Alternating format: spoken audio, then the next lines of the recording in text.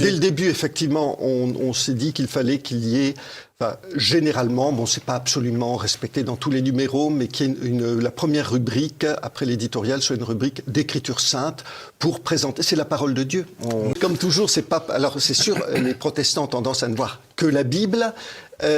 Et en face, nous disons non, il y a aussi la tradition, mais c'est pas parce qu'on insiste sur la tradition qu'il faut oublier la Bible. Donc il faut tenir les deux à la fois.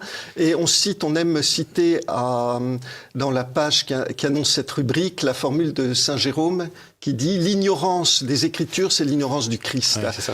Et donc, on peut. Enfin, l'expérience prouve la vie chrétienne s'enracine toujours dans la lecture de l'Écriture. Et je pense que tous les catholiques l'expérimentent quand on prend le temps d'ouvrir. Alors en ce moment, on parle dans la revue beaucoup des évangiles. On a fait toute une série d'articles sur les évangiles, la perspective doctrinale propre à chacun des 4 évangiles.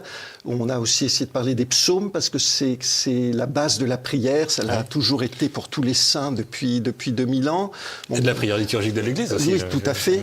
Mais je pense, oui, tous les chrétiens ont l'expérience quand on fait l'effort d'ouvrir la parole de Dieu. Et Dieu nous parle encore par cet intermédiaire.